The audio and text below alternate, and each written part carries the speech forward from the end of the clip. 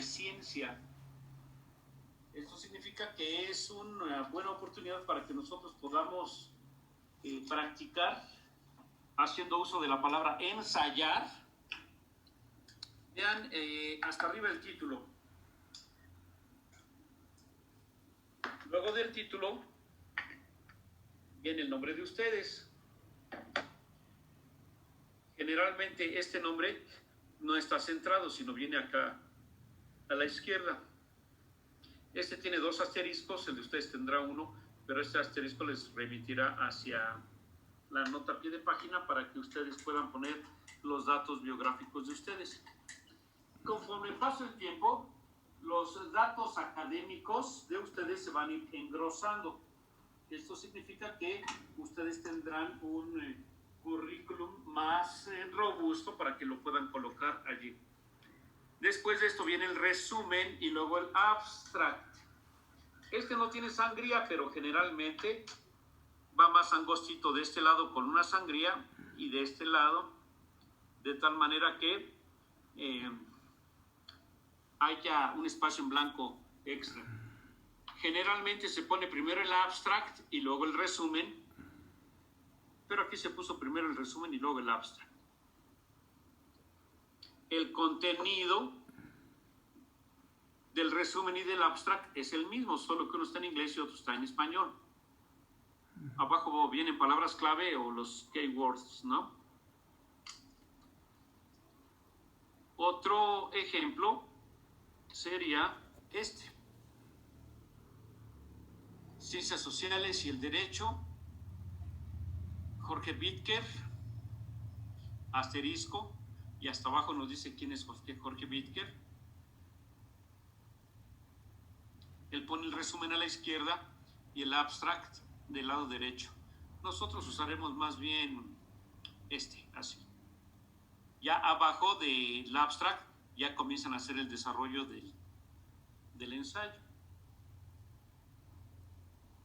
Háganlo bien, bien, bien, bien. Si lo hacen bien, entonces ya buscan una universidad donde mandarlo. Esa universidad va a decir tipo de letra, etcétera, ciertos lineamientos. Los ajustan a los lineamientos y como este es de ustedes y no lo bajaron de internet, sino es de ustedes, entonces esto genera conocimiento y ustedes pueden comenzar a participar en las diversas universidades para que les publiquen su primer ensayo. O sea que hasta habrán de abrir una oportunidad.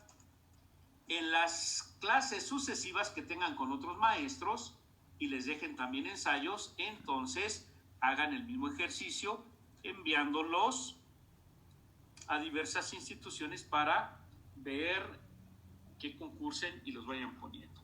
Así. ¿De acuerdo? Bien, teoría crítica. ¿Listos? Vemos que estemos listos.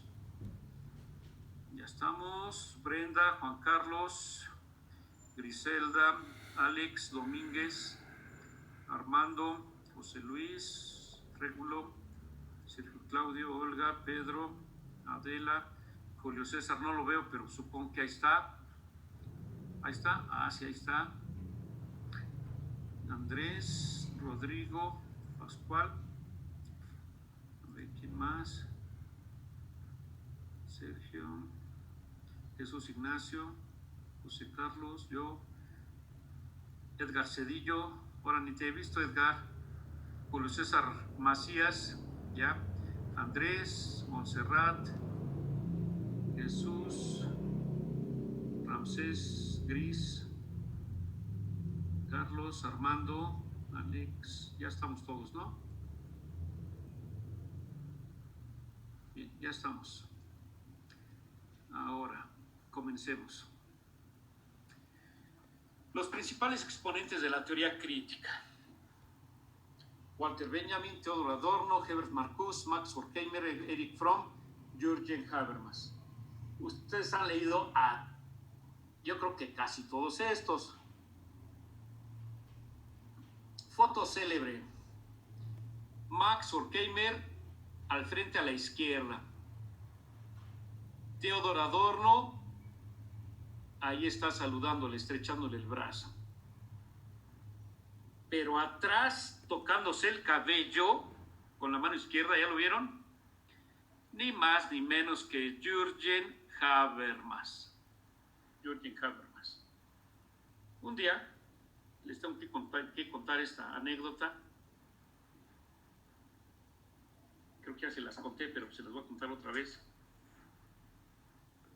Iba a dar una conferencia en París y en la entrada del auditorio donde iba a dar la conferencia había un póster gigante que decía Conferencia Magistral de Jürgen Habermas. Y entonces les dije, oigan, ¿y cuándo va a dar Habermas la conferencia? Y dicen, la dio ayer. Entonces, un día antes había llegado yo a París y habíamos andado en la Torre Eiffel y andado de vagos por todos lados. Y en vez de ir a la conferencia de Habermas, que ni sabíamos que iba a estar ahí, andábamos perdiendo el tiempo nada más allí.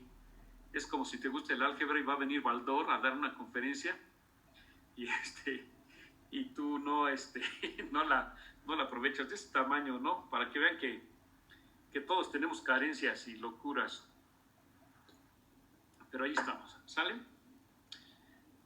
Walter Benjamin, Teodoro de Adorno, Herbert Marcuse. Me parece que el más relevante es Marcuse, por todos sus escritos, sus libros. Escribe El hombre unidimensional, impresionante. Max Horkheimer, que es el director del Instituto de Investigación. Erich Fromm, pues, para los que somos egresados de la UNAM, Erich Fromm es importante porque Erich Fromm se vino a dar clases a la UNAM, a CEU, a Ciudad Universitaria. Así que es importante para nosotros el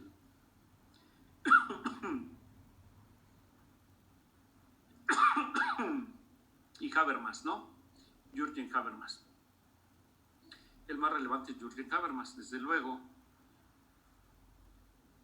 Habermas es discípulo de Adorno. O sea, Teodoro Adorno tiene un discípulo que se llama Jürgen Habermas. Si ustedes lo ven, este que está aquí, su alumno era este que está acá. Pero si ustedes se fijan, pues hay mucha diferencia en edad. Este es muy joven y este pues ya está cansado, ¿no? Esto hace que todos estos ya se murieron y el único sobreviviente es este. Ha de tener ahorita unos 90 y tantos años, pero el único que sobrevive es él. Desarrollo de la teoría crítica. Bien. 1923, la escuela de Frankfurt se instituye, el Instituto de Investigación Social. En 1931 se da los principios de la teoría crítica. 33 llega Hitler al poder y empieza la persecución a los judíos, y estos están en problemas porque todos estos son alemanes, pero además son judíos, todos. Así que fundan la escuela de Frankfurt,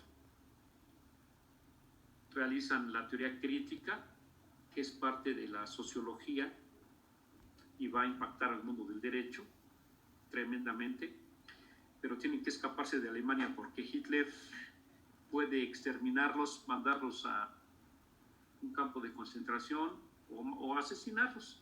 Así es que todos escapan, y cuando se escapan emigran a esta universidad que está aquí. Primero a algunos países de Europa Central y después emigran a la Universidad de Columbia en Nueva York. Ahora tenemos los teóricos de la Escuela de Frankfurt, la teoría crítica, pero en Nueva York. Solo que en los Estados Unidos estaban estos, la Escuela de Chicago. Entonces estaban los Chicago Boys y de repente llegan los de la teoría crítica, alemanes judíos que pasan de Frankfurt a Nueva York. Y desde ahí escriben y desarrollan sus principales teorías. Significa que el legado de la teoría crítica está dado mayormente cuando llegan a los Estados Unidos y desde allí escriben. Bueno, Fromm desde que llega a México, ¿no? cuando ustedes iban en la prepa, les dejaron leer El arte de amar. Y fue uno de los libros clásicos que teníamos que leer. Así como que nadie podía salir de la prepa si no había leído el... Era como leer a Hermann Hesse, ¿no? Nadie podía salir de la prepa sin haber leído, por lo menos Siddhartha o algo de Hermann Hesse, ¿no? Así. Y esto significó que llegará a nosotros un gran cúmulo de información, inclusive de Erich Fromm, aunque el libro de aporte de Erich Fromm, a mi consideración, no es El arte de amar, sino es El miedo a la libertad, ¿no? Y ustedes deben de tener también allí. Estos libros que les estoy diciendo, ni siquiera les digo que los compren porque se supone que ya los tienen, ¿no? Así. Por ejemplo, yo tengo aquí que es un librajo. Es caro. Mientras pude, en mi vida, hasta hace como unos 2 años, mientras pude, yo creo que me gastaba como unos 10,000 pesos mensuales en libros, ¿no? Pero hace 2 años para acá, pues, como que la cosa se tornó difícil y ya no, pero en lo posible debemos de tener los libros, ¿no? O sea, está bien la biblioteca que tienen. Los libros del maestro Burgoa Orihuela o de Fix Zamudio, sí, está bien que los tengamos todos, sí, pero además debemos de comenzar a tener nuestra biblioteca, nuestra propia biblioteca de posgrado, ¿no? Muy bien. Ahora, es este libro que está aquí, por cierto, miren, lo puse ahí. Ese es la evolución de la teoría crítica. La teoría crítica, a nosotros que nos gusta Kelsen, a los abogados, se contrapone al positivismo lógico, ¿no? Nosotros cuando vamos a la universidad, lo que vemos es derecho positivo, derecho positivizado. Y el derecho positivizado está expuesto en el principio de legalidad. ¿Por qué está en el principio de legalidad? Está en el principio de legalidad porque para nosotros solamente cuenta el derecho positivo, o sea, cuenta el derecho que está en la Constitución, en la ley reglamentaria, en los códigos. Esa es la ley, y cuando nosotros vamos a resolver un caso o tenemos que argumentar, pues tenemos que irnos al principio de legalidad. Más, por ejemplo, si estamos en derecho penal, porque la Constitución dice que no puede argumentarse con mayoría de razón o con analogía, sino que tenemos que apegarnos al Código Penal, por ejemplo, y los tipos penales están descritos con una conducta. Entonces comete el delito de homicidio el que priva de la vida a otro, ¿no? Pero nosotros solamente no podemos inventar tipos penales ni decir que se parecen, vamos a juzgar a fulano de tal, pero no existe ese tipo penal, hay atipicidad. Pues no importa, se parece. No es la analogía. En derecho civil sí podemos poner doctrina y qué dice Pianol, qué dice fulano, sultano, y podemos argumentar poniendo alguna teoría, pero en derecho penal no, pues ni a la analogía ni la mayoría de razón. Es a lo que dice el código penal. Y el código de procedimientos también, porque tenemos que apegarnos al debido proceso. Y el debido proceso pues está pegado allí. Solo que los teóricos de la escuela de Frankfurt descubrieron algo. Descubrieron que su rechazo se manifestaba en 2 niveles diferentes, el social y el teórico cognitivo. En el primer caso, los teóricos de la escuela de Frankfurt consideraban que la ciencia dependía de los intereses intrateóricos de la investigación. Esto es, la orientación de los autores decidan. A ver, ¿cómo que? Sí, en el Círculo de Viena y en el derecho positivo y en los positivistas, el derecho es igual para todos. Y el derecho se aplica para todos. Pero cuando viene Emilio Lozoya a México, ya sabemos que no es cierto que el derecho se aplica igual para todos, sino que quien tiene el poder, y eso lo analiza la sociología, quien tiene el poder dice, a ver, este señor lo vamos a meter a un hospital porque viene desnutrido. ¿Cuántas semanas? 2 semanas o 3 a las que sean necesarias. Y además, en vez de meterlo a prisión preventiva, le vamos a poner un brazalete. Bueno, ¿y por qué no hicieron eso con Rosario Robles si su pecado es menor todavía que el de este? Bueno, porque políticamente Rosario Robles era pareja sentimental de Ahumada, y Ahumada videograbó al señor de las ligas, y el señor de las ligas fue expuesto para pegarle a López Obrador en su campaña. Así es que esta señora, con un sobrino de Dolores Padierna, que es juez, y Dolores Padierna pues es esposa del señor de las ligas. O sea, ¿ustedes creen que se va a salvar? Pues no se va a salvar, pero hizo mucho menos, porque la estafa maestra es poquitito comparado con Obredech y todo esto. Pues sí, pero aquí está lo que dice la escuela de Frankfurt. Ahí va otra vez. Su rechazo se manifestaba en 2 niveles, el social y el teórico-cognitivo. En el primer caso, los teóricos de la escuela de Frankfurt consideran que la ciencia, incluido el derecho, depende de los intereses interpretadores del derecho y depende de cuál es la interpretación, es el principio que se pone.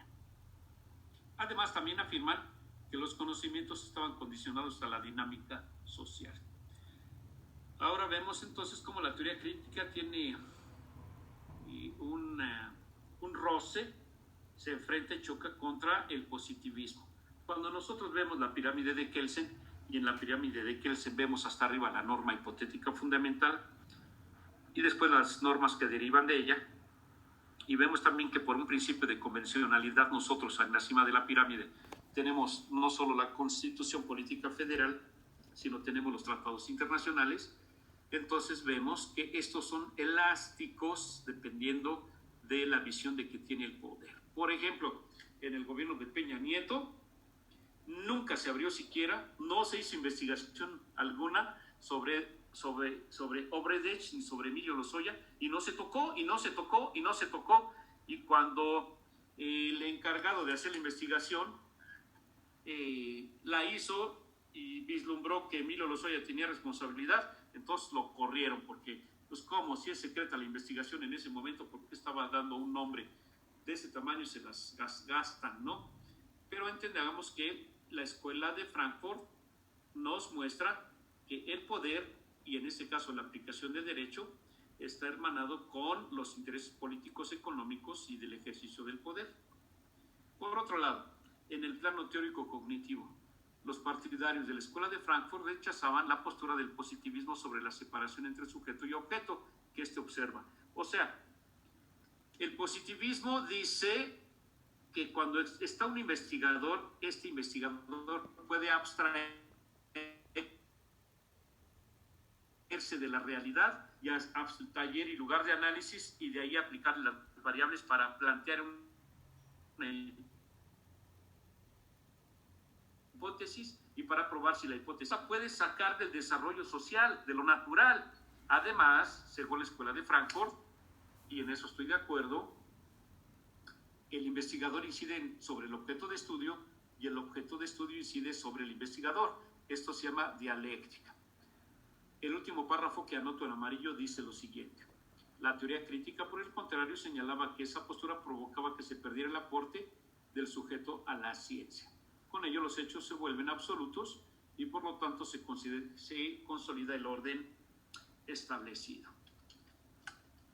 2 son los fundamentos que dan sustento a la teoría crítica. Uno es el marxismo, la economía política, y otro es el análisis, pero en la vertiente de Freud. Estos 2 son los pilares sobre los cuales va a descansar la teoría crítica: Marx y Freud. Marxismo es un sistema filosófico, rechaza el capitalismo y defiende la construcción de una sociedad sin clases y sin Estado. Al principio ve una forma de socialismo, pero después de comunismo, y desaparece el Estado, ¿no? aporta un método de análisis conocido como materialismo histórico. La aportación a la sociología jurídica de Marx, entonces, está en el método. El método se llama materialismo histórico. Y el materialismo histórico es un método en el cual, para analizar un fenómeno social o humano, no puede prescindir de la historia, no puede ignorar el recorrido histórico. Esto es, no puede sacarlo y llevarlo al laboratorio pensando que no existe ninguna otra variable que haya influido sobre él, ni en la aplicación del derecho. Así es que vemos históricamente lo que sucedió en un individuo, en una comunidad o en la sociedad humana, y a partir de ahí podemos hacer un análisis. El mayor aporte de Karl Marx es el materialismo histórico para hacer un análisis sociológico, y en este caso sociológico jurídico. Claro que Marx, antes que ser sociólogo, es economista, y como economista, pues hace el desarrollo, el análisis de los factores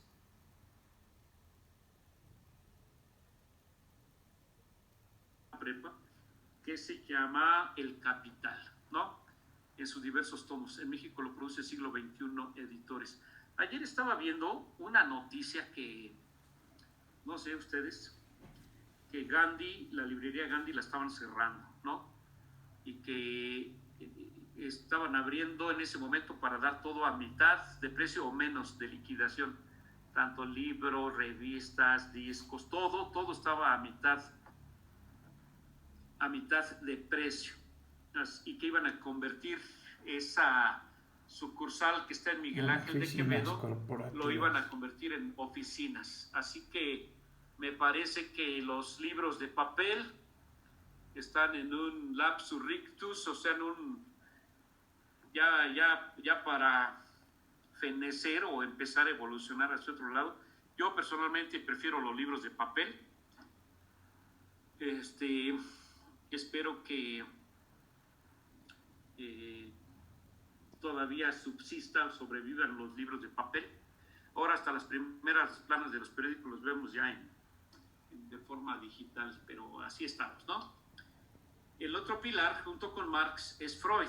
Entonces, ahorita vimos a Marx dentro de este dúo, pero el otro componente es Sigmund Freud. Septiembre de 1909. Ahí está sentadito Sigmund Freud, Stanley Hall y Carl Jung. Me parece que los dos de enfrente, el de la izquierda y el de la derecha, son muy, muy importantes para nosotros, muy importantes. Está una serie en Netflix que se llama El joven Freud. Ahí verla. Me parece que está más orientada como si la serie se llamara El joven Jung al joven Freud, pero pues está interesante de todos modos, a ver si la ven, ¿sale? Es importante que sepamos el interior del ser humano. Esto lo maneja mucho Fromm, por cierto. Fromm analiza el inconsciente colectivo y ve cómo las masas son manipuladas. Si no, vean cómo están siendo manipuladas las masas para el día de las elecciones en Estados Unidos, que van a ser este año, y las del próximo año, en las cuales participaremos.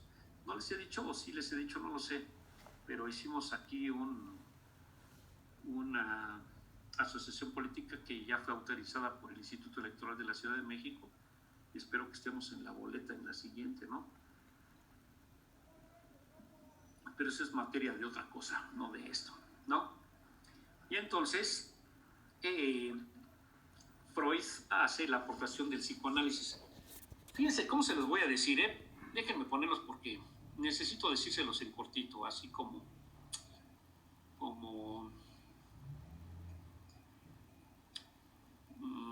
fíjense cómo se los voy a contar.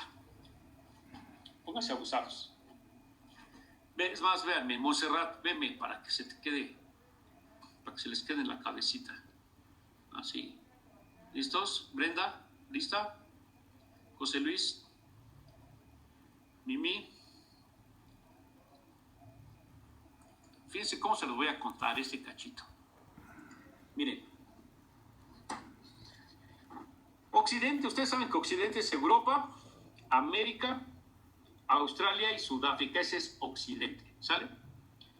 Medio Oriente, pues son los países árabes que están en el centro, Medio Oriente. Oriente, pues es ya Singapur, China, Japón, Corea, Vietnam, todo aquel lado, ¿no? Así. Bien. Resulta que entre la India, Pakistán y estos países ya se habían metido al interior del sujeto. Es más, ellos viven desde hace más de 2000 años, unos 3000 años, el budismo unos 2600.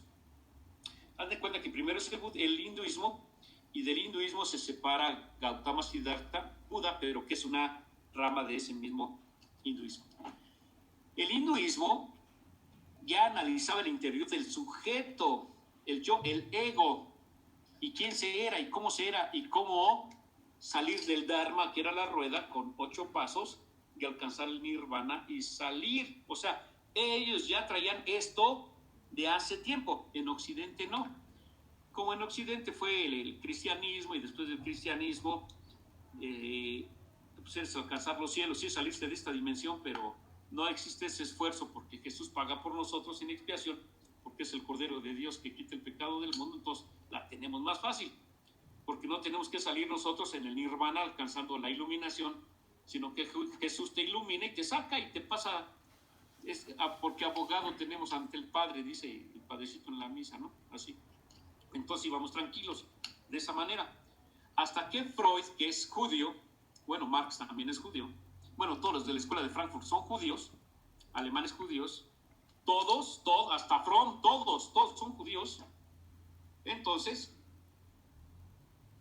sucedió que alguien que era neurólogo, hombre de ciencia, occidental, se le ocurrió que el asunto no estaba en las neuronas aquí, en las células del cerebro, sino que estaba en un proceso mental, en la psique.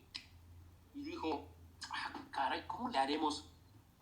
¿Cómo destapo no lo orgánico, no las células, sino la tapa de la psique para meterme dentro de ese sujeto? Y entonces se le ocurrió hipnotizar a una persona. Ese se llama psicoanálisis. Por eso se llama esta lámina que estoy poniendo aquí psicoanálisis, esta que está ahí. Y Freud es el que está ahí, en esa lámina en blanco y negro. Y entonces hipnotiza a alguien y lo pone en su sofá. Ahora hasta en la Pantera Rosa hay sesiones de las caricaturas, sesiones de psicoanálisis con la Pantera Rosa, ¿no? Porque es muy famoso el sofá. Y destapa la psique de una mujer y se mete en su interior y descubre adentro un universo. Y entonces Freud dice, este universo es más grande que el que está afuera. La Vía Láctea, las galaxias, todo, pero acá adentro está más grande todavía. Y además cada ser humano trae un universo adentro. Y descubre el inconsciente, descubre el yo, descubre muchísimas cosas allá adentro, pero con el método científico de un médico, de un neurólogo. Se mete, hasta cierra los ojos para entrar a oscuras, se mete en el interior de la persona, y cuando regresa y sale, dice, señores, acabo de descubrir que adentro de la persona hay un ego, una psique, un yo, pues los de la India ya se lo sabían eso desde hace miles de años, y los budistas también, pero como esos no eran occidentales, ni eran de acá del equipo del capitalismo y del cristianismo y de los negocios y del mercantilismo y de la producción de mercancías, pues no los tomábamos en cuenta. Claro que a partir del Verano del Amor y a partir de los Beatles y más de George Harrison y todos ellos, hicieron excursiones e invitaron al Dalai Lama para que fuera a dar conferencias, y este mismo se fue a los Estados Unidos y se trajeron este sistema completo para acá. Ya se trae, y ahora hasta se hace meditación tibetana y budista, y un montón de cosas que se compran y se ven hoy.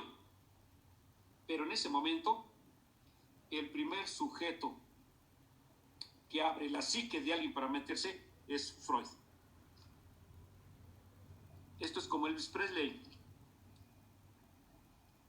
La música que cantaba Elvis la cantaban la gente de color, los negros en Estados Unidos, pero nada, los blancos no le hacían caso, pues porque era música de negros. Pero el día que un blanco la cantó, ese día pegó con todos los blancos porque la estaba cantando un blanco. Igualito así pasó. Sucedió que no hacíamos caso a ese asunto hasta que Freud lo hace. Si hubiera sido un budista y nos lo dice, no lo creemos, aunque ya tienen más práctica, pero como lo dijo Freud y era un médico reconocido con el método científico positivista, entonces sí lo creemos. Y a partir de ahí surge pues el psicoanálisis. Así que cuando ustedes ven en esta foto que está aquí,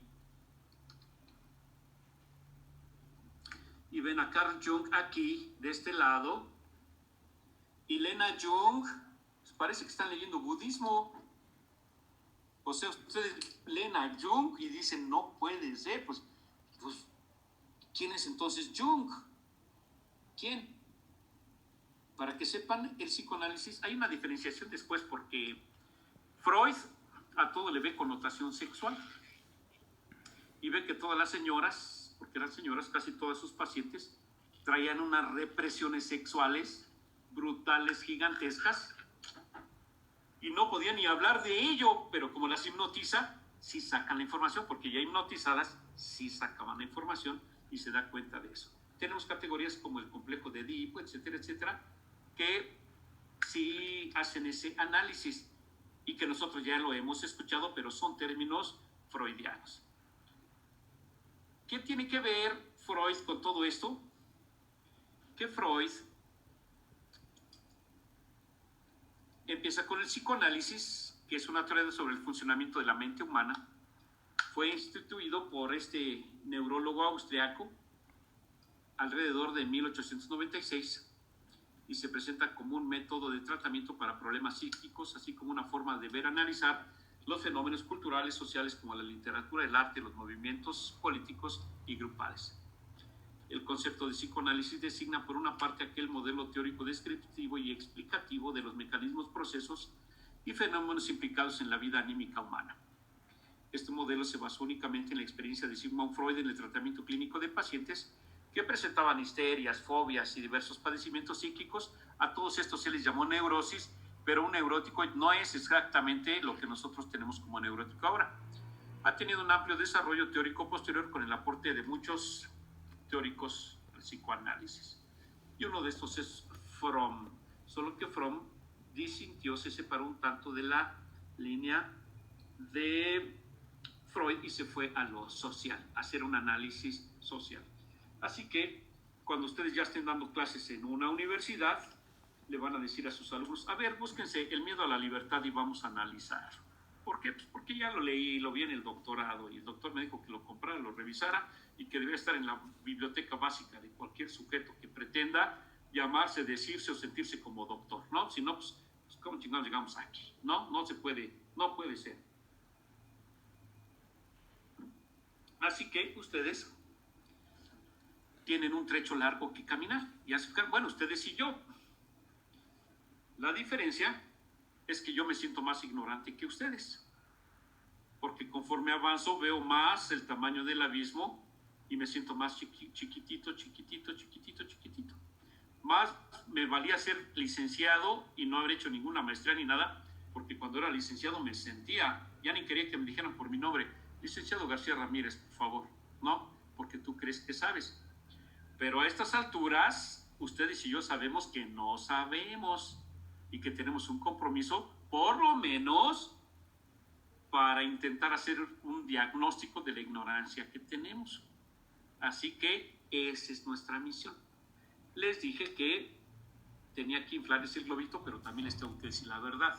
Entonces, olvídense de este último comentario que les dije y mejor sí créanse doctores superestelares para que sí se puedan titular. Aunque después veamos la realidad del asunto, ¿no? Pero por ahorita sí necesito que den un salto cualitativo para que pasemos a ese estatus de ser doctores, ¿no? En cuanto a esto, en el psicoanálisis, Freud, voy a cambiar estas láminas, tenía que mostrarles esto, todo esto, pero mejor no se los voy a mostrar, mejor les voy a mostrar otra cosa. Y lo que les voy a mostrar, dejen mejor ponerles otro juego de lámina.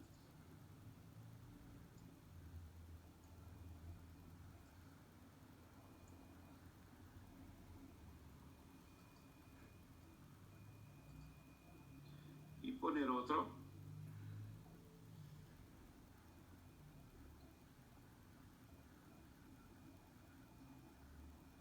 No se vayan.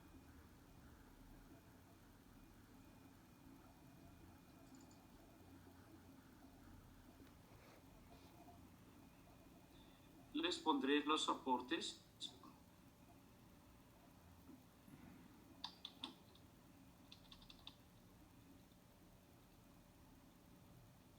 Que Freud dio a todos nosotros.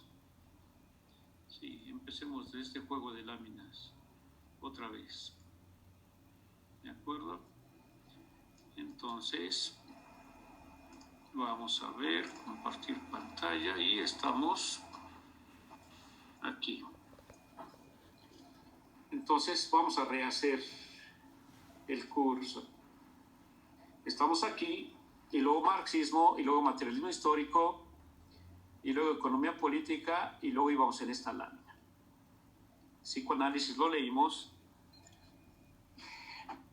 Los miembros de la Escuela de Frankfurt golpearon al positivismo, al capitalismo, y nos dieron algo para el análisis de la sociedad y realidad mercantilizada, el fetichismo.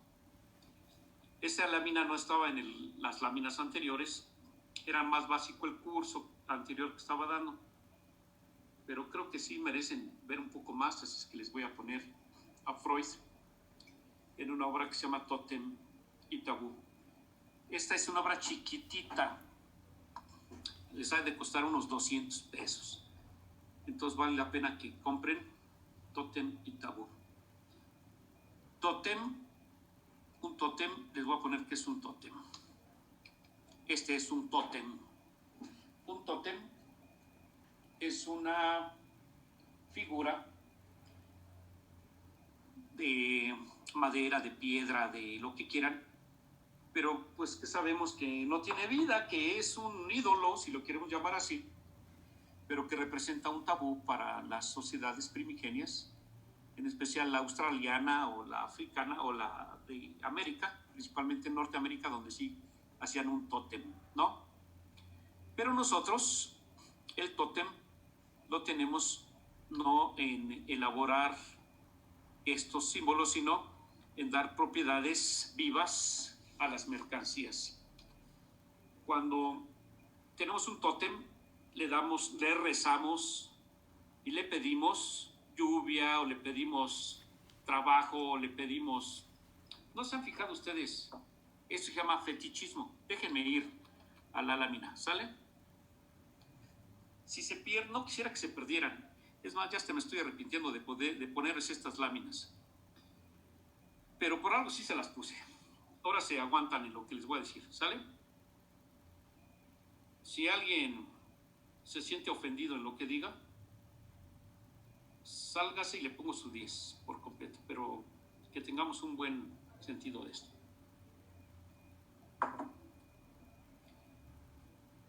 Desde su perspectiva, el capitalismo se ve convertido en algo más que de un modo de producción, una cultura enquistada en los corazones y en las mentes de los cuerpos. Acuérdense que utilizan el psicoanálisis de Freud para analizar cómo el capitalismo y el mercantilismo y el consumismo se metió en la mente de la gente. No hay ya una fuera de la realidad mercantilizada. El fetichismo lo penetra todo. O sea, el análisis que Freud hace es del fetichismo y lo hace en una obra que se llama Tótem y Tabú, que les estoy invitando a que compren y que lean. Pero hablar de fetichismo no va a ser grato para nosotros, porque nosotros a veces le damos propiedades vivas a objetos que no lo tienen. ese objeto, por más bien pintadito que esté y por más oración que ustedes les hagan, pues no les va a dar respuesta ni solución a los problemas que ustedes, por más que se lo pidan, porque es un fetiche. El fetiche significa que no tiene animación, de ahí viene ánima, de ahí viene la palabra alma. La palabra alma es un derivado de la palabra ánima, y ánima es algo vivo. El alma se supone entonces que es lo que mueve a un sujeto vivo. ¿Han visto ustedes cuando hay personas que tienen una, ¿cómo se llaman estas? Una pulsera. Y en esta pulsera tienen cuentitas de colores, de todos los colores, para la protección de, pues, quién sabe de qué y qué y qué. Pues esta persona, pues no está en un posgrado. Esta persona está como 20 pisos abajo todavía. ¿Por qué? Pues porque es una persona que ejerce el fetichismo.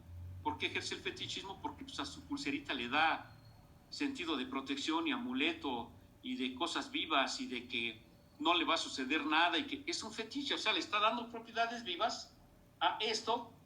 Y entonces Freud descubre que en Tótem y Tabú hay sociedades que al ídolo o al objeto le dan propiedades vivas. A un niño, a un bebé se entiende, pero unas personas de un posgrado ya no se entiende. Un bebé, tenemos un bebé de 1 año y 2 meses, ¿sale?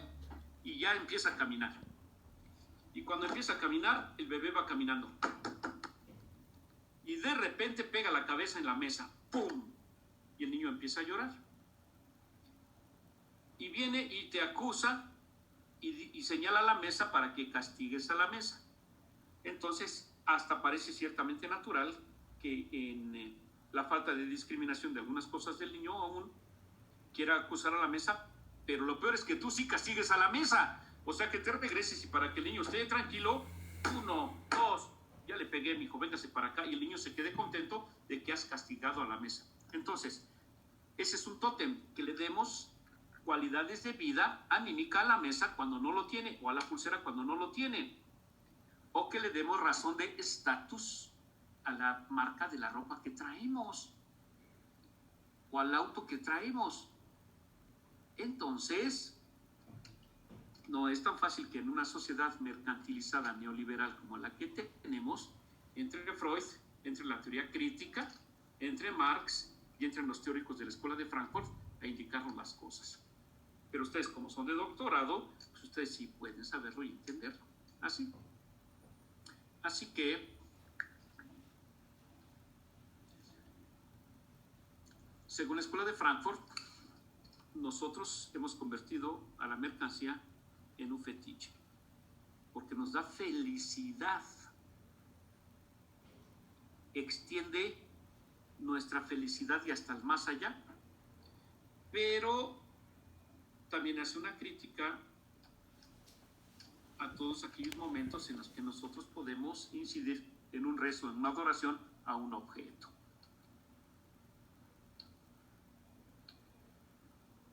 El fetichismo, los objetos, las compras, el fetichismo está...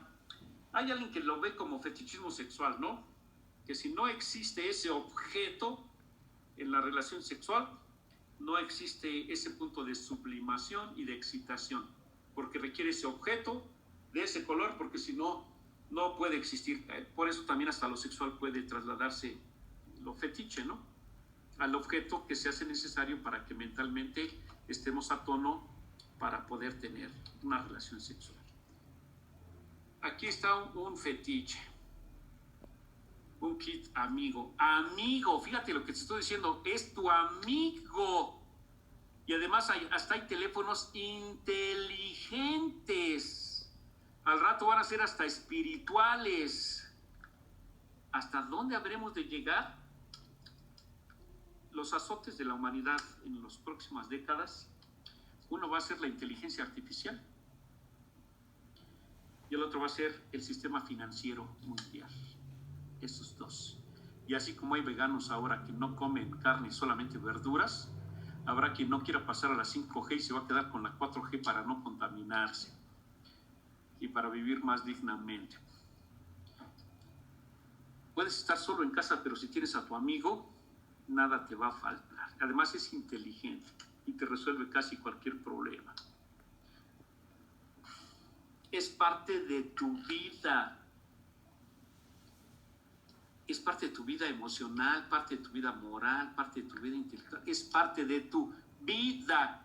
Pero cuando le damos connotación de vida o de animación, de ánima a un objeto, entonces somos fetichistas. Alguien, entonces, la escuela de Frankfurt es de izquierda, es marxista y es freudiana. Esto quiere decir que entre más intelectual se vuelve una persona, más de izquierda se vuelve. De izquierda de veras, no de izquierda de Morena y del PRD, esas no son izquierdas. Pregúntenle a uno de Morena que es de izquierda y no sabe. Le decían a Job cuando fue a predicar a Nínive, no sabe la diferencia entre su izquierda, su derecha y sus muchos animales, ¿no? Porque no quería ir a predicar a Nínive y al último se subió a una loma para ver cómo la divinidad destruía a Nínive y no la destruyó, ¿no? Ahí está en el libro de Jonás, de Jonás, no es Job, es Jonás, al que se tragó a la ballena. ¿Me entiende? O sea, tal vez mi vieja no me entiende, mi hijo no me entiende, mis hijos no me entienden, mi mujer ya me supervisa continuamente, más que antes, y me checa y no me entiende, pero Sears sí me entiende. O sea, hasta dónde hemos llegado en el análisis, pero entonces nos vamos a sentir incómodos muchos de los que estamos aquí. Y nos vamos a sentir incómodos porque nos damos cuenta que hemos sido fetichistas, que hemos sido y que somos. Y entonces, ¿cómo deshacernos de esto si no está en nuestras convicciones? Tal vez ni lo habíamos pensado. En la relación Hegel-Marx-Freud, enlazo Hegel-Marx, porque de Aristóteles va la dialéctica hacia Hegel y de Hegel hacia Marx, y de Marx hacia la lucha de clases y hacia la dialéctica. Tenemos que cerrar este capítulo, así que, ¿cómo hacerlo? ¿Cómo brincar a esto? Desde luego que los budistas y los hinduistas ya lo brincaron desde hace más de 2000 años y nos critican y no sé si se ríen de nosotros, pero han de decir, son cristianos y Jesús les dijo que no hicieran tesoros en esta tierra porque no valían la pena y de todos lo siguen haciendo. Entonces yo creo que dicen, si hay un lugar anticristiano, pues es América, Europa, aunque celebren la Navidad o Semana Santa, porque exactamente están promoviendo los valores que el maestro dijo que no promoviéramos. Y nosotros volteamos y los vemos a ellos y decimos, en guaraches y con unas túnicas todas roídas que andan y ven a las vacas y no se las quieren comer y están muertos de hambre y están fregados y mugrosos. Y lo que pasa es que ellos viven no en este mundo. Ellos viven viendo otro mundo, el mundo interior, del cual somos pobres. Y ellos viven en el mundo interior, pero desajustado a su mundo exterior, del cual son pobres. Entonces tendrían que enriquecer ellos de nosotros las instituciones y nosotros el interior para trascender, copiárselos a ellos. Pero como esa es una decisión individual y no es una decisión social, esto quiere decir que ni siquiera puede uno decir, les dejo de tarea que trasciendan, porque no, eso ya es un movimiento de cada quien y cada quien lo haga, ¿no? Estamos entonces aquí. Tenemos que regresar a Hegel y Marx en cuanto a la dialéctica. La dialéctica dice que existen dos vectores que se contraponen uno al otro. La tesis que choca con la antítesis y de ahí surge una síntesis. ¿Cómo funciona la dialéctica? Tengo un granito de maíz. Tesis. Lo pongo en la tierra con agua, antítesis. Brota una plantita de maíz y produce elotes, síntesis. O sea, sale algo productivo del choque de dos. Sí, quedó destruida la semillita del maíz, pues, porque la dialéctica no es un acto de amor, es un acto de lija, de roce, de golpeteo, de destrucción, pero para que salga algo bien. La dialéctica es argumentación jurídica.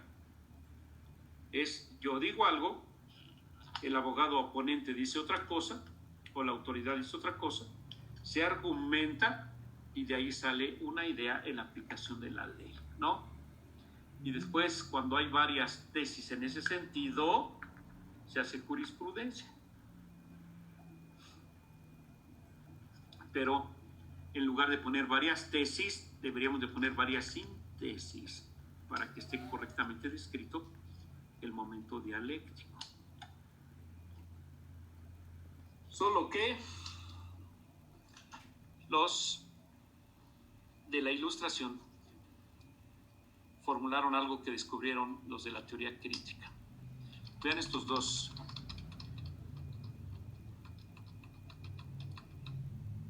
Aquí están. Uf, ya vimos un montón de cosas, ¿eh? No, eso lo vimos allá. Aquí, teoría crítica. Es que en un curso de teoría crítica, vemos desde el antisemitismo, el judaísmo, vemos un montón de cosas que no vimos con ustedes, porque con nosotros todo es like, ¿no? Es más leve.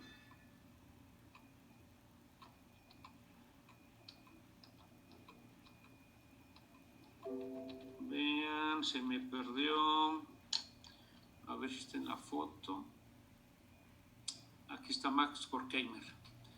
Max Horkheimer y Adorno. Estos dos dirigen a la escuela de Frankfurt. Estos.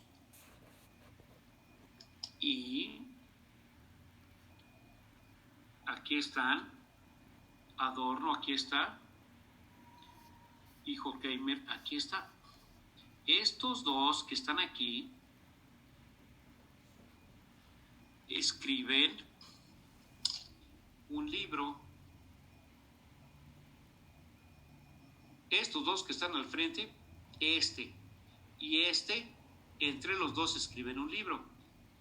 El libro que escriben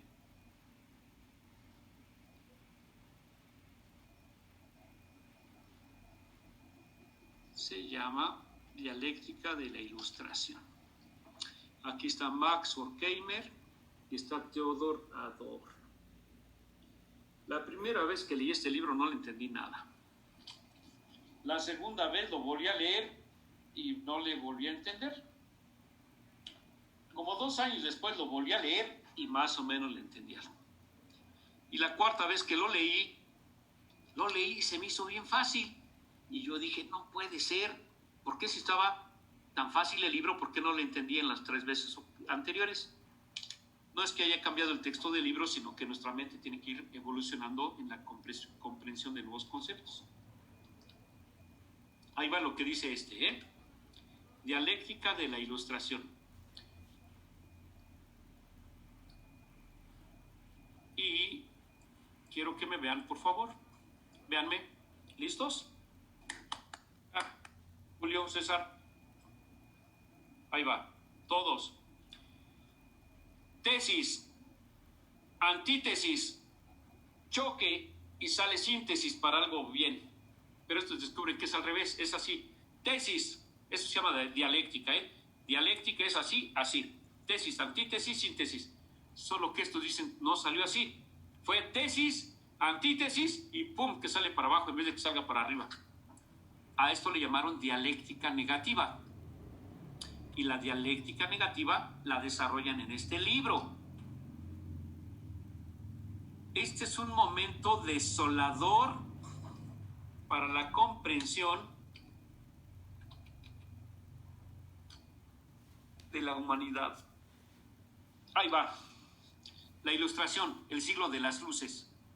La Revolución Francesa, libertad, igualdad, fraternidad. ¿Qué creó? División de poderes, ejecutivo, legislativo, judicial, partidos políticos, democracia, conocimiento, ilustración. La decían con la Ilustración, ya no va a haber hambre, porque la ciencia y la ilustración va a hacer que se acabe el hambre. Y llegan estos y dicen, no, pues salió peor, pues salió full para abajo, pues ahora hay más hambre. Bueno, está bien, está bien. La ilustración dice, ahora va a haber partidos políticos y democracia, todos iguales y todos vamos a votar y ser votados y una sociedad democrática.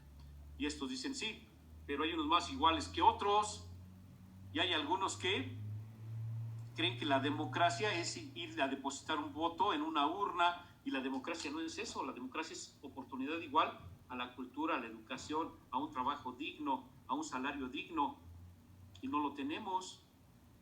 Así que de todo empiezan a hacer el análisis y resulta que no era cierto. Se van a acabar las enfermedades. Pues no es cierto, hasta van a surgir otras que ni conocíamos. O sea que esto se llama dialéctica de la ilustración dentro de la teoría crítica, y esto es algo que nos va a golpetear.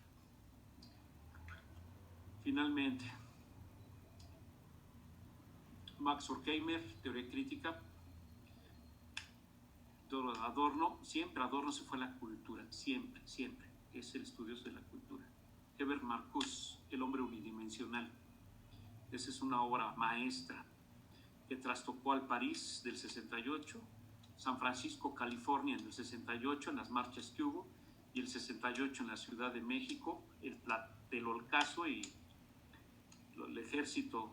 Ahora está muy bien posicionado el ejército en nuestro imaginario, pero en aquel momento pues no estaba. Y Jürgen Habermas, Esfera Pública, aunque me parece que es mejor, más rica la obra que tenemos de dialéctica de la ilustración. Así que estos nos han abierto los ojos para pasar de la modernidad a la postmodernidad. En la modernidad todo era rosa, todo va a estar bien, todo bonito, todo precioso, todo romántico, y en la postmodernidad entendemos que no sucedió así. Por eso el momento de la dialéctica negativa. Vean una palabrita aquí que está, donde tengo el cursor, dialéctica negativa. Es como algo desolador que ha estado allí y que tenemos. Adorno, Horkheimer, Habermas. Acá ya veríamos de Lukács, de George Lukács, y después Habermas, ¿no? Vamos a ver un poco de Habermas. Vean todo lo que tendríamos que ver.